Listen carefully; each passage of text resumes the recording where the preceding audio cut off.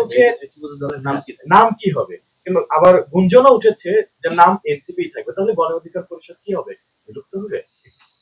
দেখেন, এই বিষয়ে আলোচনা হয়েছে যে এনসিপি প্লাস গণ অধিকার পরিষদ ইকুয়াল নিউ নেম, যেটা আমরা প্রস্তাব করেছি, অথবা এনসিপি বা গণ অধিকার পরিষদ, এই দুটি নামের একটি নাম গ্রহণ করা। কিন্তু এই আলোচনা কোনোটাই চূড়ান্ত হয়নি।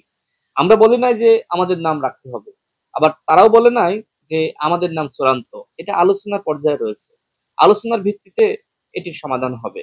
এখনো পর্যন্ত আমরা বলি নাই যে আমরা এনসিপিতে যোগদান করব। দেখেন, আমরা এনসিপিতে কেন যোগদান করব? গণ অধিকার পরিষদ একটি নিবন্ধিত দল।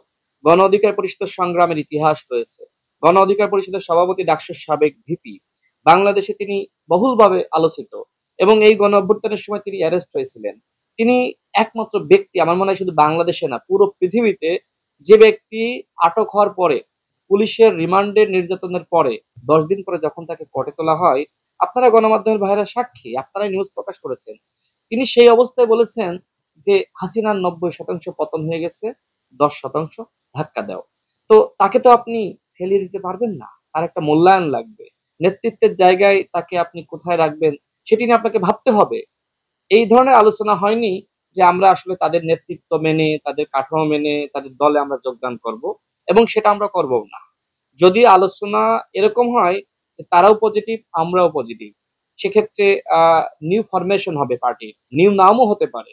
এটা আলোচনার ভিত্তিতে, যাই হোক না কেন আলোচনার ভিত্তিতে হতে পারে। আমরা এনসিপি নামকে গ্রহণ করতে পারি, হতে পারে আমরা গণ অধিকার পরিষদ নামকে গ্রহণ করতে পারি, হতে পারে আমরা এই দুটি নাম বাদ দিয়ে নতুন নামে আত্মপ্রকাশ ঘটাতে পারি।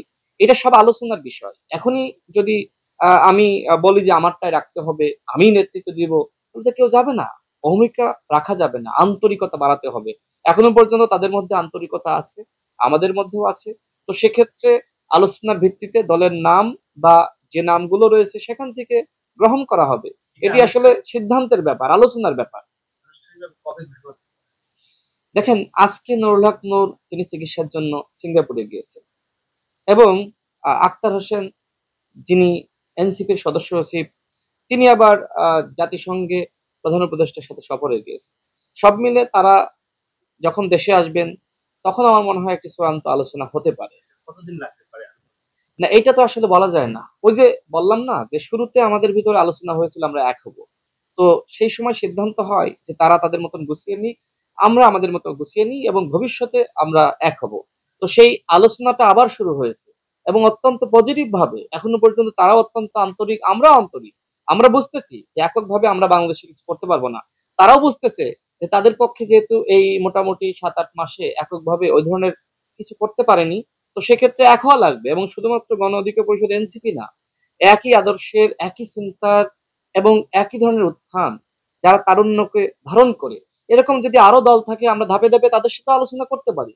কিন্তু প্রাথমিকভাবে আলোচনা হয়েছে শুধুমাত্র দুইটা দল নিয়ে, এনসিপি এবং গণ অধিকার পরিষদ। এক্ষেত্রে অন্য দলের সাথে আমরা আলোচনা করতেও চাই না, আলোচনা হয়নি। আলোচনার মাধ্যমে আশা করি এনসিপি এবং গণ অধিকার পরিষদের মধ্যে যে আলোচনা চলছে ইতিবাচক ভাবে, আমি মনে করি এর একটি চূড়ান্ত মীমাংসা আসবেই, উপায় নাই। আলাদাভাবে থাকলে তো সবাই খারাপ করবে, তাই না? ঐক্যবদ্ধভাবে হয়েছিলাম বলে কিন্তু হাসিনার পতন হয়েছে। এখন সেই ঐক্যবদ্ধ যদি আমরা এই তরুণরা না হতে পারি, তাহলে তো আমাদের নতুন রাজনীতি, নতুন চিন্তা, নতুন দেশ গঠন, সংস্কারের রাজনীতি, এগুলো তো বাস্তবায়িত হবে না।